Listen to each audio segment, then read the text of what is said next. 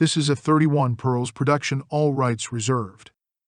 Morals and Precepts, Chapter 29, Cheerfulness. From whence does sadness come? Not from external circumstances, but from a worm within the heart. It can have no existence but for the sustenance it saps, from your own feebleness of spirit. Sorrow there will always be, for the law decrees that it is essential for the tempering of the spirit. But sorrow is another adversary to conquer and cast out. It is not something to be accepted with resignation. The greatest benefit comes from rising above it. Therefore let your face shine with cheerfulness, for a cheerful countenance will bring brightness even into the lives of the afflicted, and gladness even to the most distressed. The sad face, reflecting a gloomy heart, will deaden even the joyfulness of youth. Never go about among men with a sad face, for such is easily forgotten. Men care not for the countenance of gloom, but that which is pleasant is easy to remember. When a man who went smiling into the storehouse for barley distribution comes out frowning, he makes known his displeasure, and they who wait their turn blame the overseer for miscalculation. The people who deal with wise men have cheerful faces. Though your talents are such that you cannot appear great in the presence of others, you can approach greatness by being pleasant and agreeable. It is easy for a man to appear great when he is great, but difficult to appear pleasant and agreeable when he is neither. The sad air of despondency pollutes the pure air of life. The morbidness enthroned in the heart of a weakling magnifies his afflictions. It raises the loss of a needle to the loss of a fortune. His mind is burdened with trifles, and therefore cannot give due attention to matters of consequence. The heart of a cheerful man is not depressed by matters of small account, and it remains free to deal with matters of great importance. Sadness, gloom, and despondency ride upon the shoulders of the weakling. They sap his strength, his will, and his manliness. Sorrow and tribulations are the lot of all men, but their burden is lightened if carried with cheerfulness. It is well to think, when calamity befalls, is it wholly a thing of evil? Is it altogether without purpose? The despondent heart invites the entry of cowardice and meanness. It permits that which is base to enter. The heart that is cheerful has no accommodation for such things. Be not misled by the mask of piety when it hides the sad heart of the melancholy man. The face of the truly good, like the countenance of the wise, shines with the reflected light of the joyful soul within. The greatest sorrow and the most overwhelming misfortune cannot douse its brilliance. In the midst of affliction and sorrow, the things which once filled the heart with gladness do not all depart. Why then should these be offered as a sacrifice at the altar of sadness? Is this not exalting sadness far above its station? Is not such sacrifice futile and unproductive of good? Never do worry and sadness ease the burden of sorrow, or alter the force of circumstances.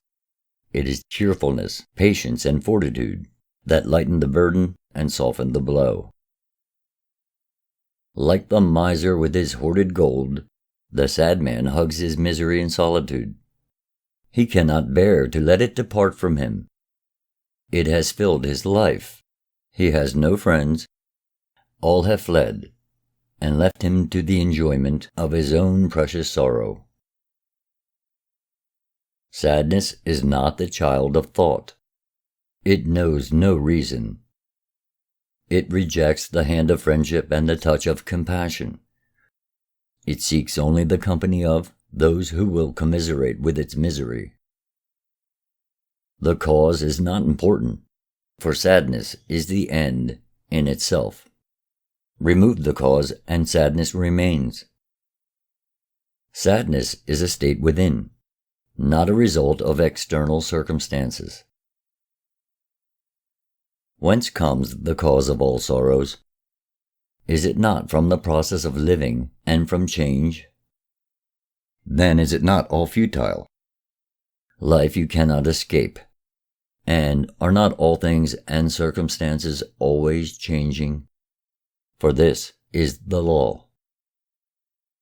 Therefore man, who is made according to the law and subject to the law, must accept its decree. His life is governed by its ordinances, and from these there is no escape.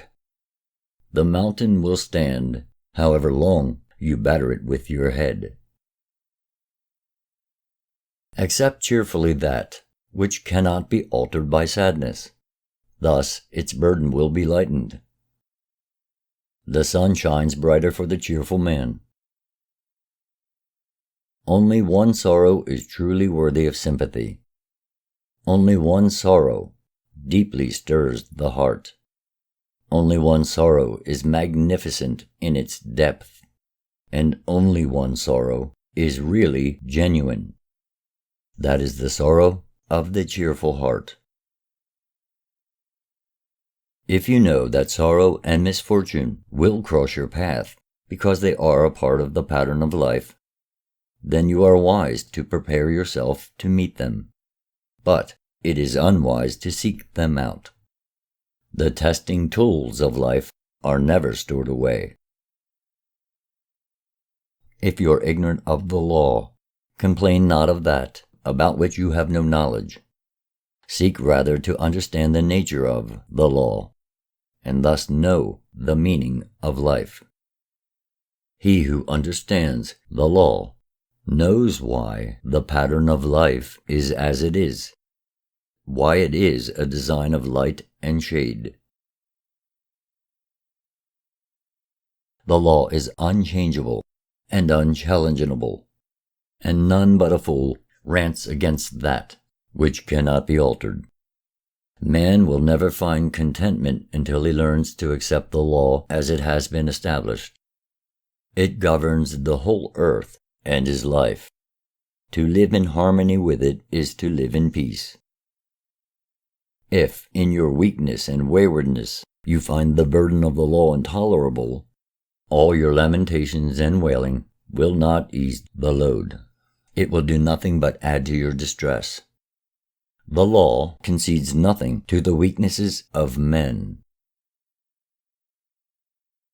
The nature of man is such that it accords with the law, and therefore it is unnatural to rebel against it. Thus man can achieve nothing. He achieves nothing except the stirring up of strife within himself. Is it not better to live in peace with the natural state of affairs than to tear yourself asunder by futile rebellion? It is not in your nature to suffer the blows of misfortune without being hurt, but it is within your nature and your duty to stand up to them like a man. Sadness for the sake of sadness robs a man of manliness, and the sorrowful man is unfit to embark on great enterprises. Therefore, inflict not any self-induced ill upon yourself, nor lessen your abilities by indulgence in weaknesses of the spirit. From these, nothing beneficial can be gained. There is sufficient real sorrow and suffering on earth to serve their end. Life is a pleasure to the cheerful man, and a burden to the sad one. A cheerful face is always welcome. A cheerful spirit eases the burdens of many, and a cheerful soul is not severed from God.